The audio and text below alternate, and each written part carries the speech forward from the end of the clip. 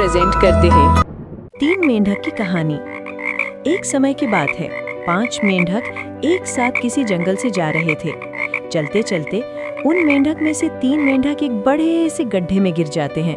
5 में से 3 मेंढक गड्ढे में गिर गए तो ऊपर 2 बचे। अब गड्ढे में गिरने के बाद वो तीनों मेंढक ऊपर चढ़ने की बहुत कोशिश करते हैं, लेकिन वो गड्ढा बहुत बड़ा था। उस गड्ढे से बाहर निकलना इतना आसान नहीं था।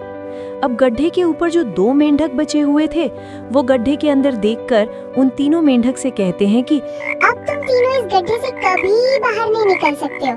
ये बहुत बड़ा गड्ढा है, तो तुम्हारा कोशिश करना व्यर्थ है। ये सुनने के बाद उन तीनों मेंढक में से एक मेंढक को लगता है कि सही बोल रहे हैं, ये गड्ढा बहुत बड़ा और अब हम इसमें से कभी नहीं निकल सकते हैं। तो वो मेंढक थोड़ी कोशिश करने के बाद हार मान लेता है और उसी गड्ढे में एक जगह आराम से जाकर बैठ जाता है। अब बाकी जो 2 मेंढक थे, वो अभी भी ऊपर चढ़ने की कोशिश कर रहे थे।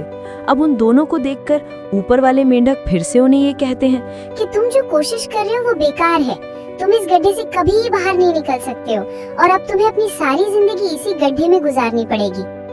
अब ये सुनने के बाद जो 2 मेंढक कोशिश कर रहे थे ऊपर चढ़ने की, उनमें से एक और मेंढक को ये लगता है कि ये सही बोल रहे हैं, अब हम इस गड्ढे से कभी बाहर नहीं निकल सकते हैं, और वो भी हार मानकर बैठ जाता है। लेकिन अभी भी उनमें से एक मेंढक ऊपर चढ़ने की कोशिश कर ही रहा था। ऊपर वाले 2 मेंढक उसे भी कहते हैं कि क्या तुम्हें सुनाई नहीं दे रहा है? उन दोनों ने हार मान ली है और तुम अभी भी ये सोच रहे हो कि तुम इस बड़े से गड्ढे से बाहर निकल सकते हो। वो ऊपर वाले दोनों मेंढक उसे बोलते रहे, लेकिन उनकी बातों का उस मेंढक पर कोई असर नहीं हुआ और वो मेंढक कोशिश करता रहा और कोशिश करते करते वो उस गड्ढे से बाहर निकल गया। अब उसे वो सारे मेंढक देख रहे थे कि ये बाहर कैसे निकल गया। मैं आपको बताता हूँ कि वो मेंढक बाहर कैसे निकला। वो मेंढक इस बड़े गड्ढे से इसीलिए बाहर निकला क्योंकि वो मेंढक बहरा था, उसे कुछ सुनाई नहीं देता था।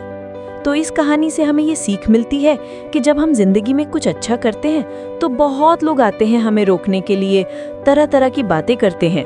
लेकिन अगर आपको अपने काम में कामयाबी हासिल करनी है तो बहरे बन जाओ, उनकी बातों का अपने ऊपर कोई असर ही मत होने दो। क्योंकि सबसे बड़ा रोग क्या कहेंगे लोग।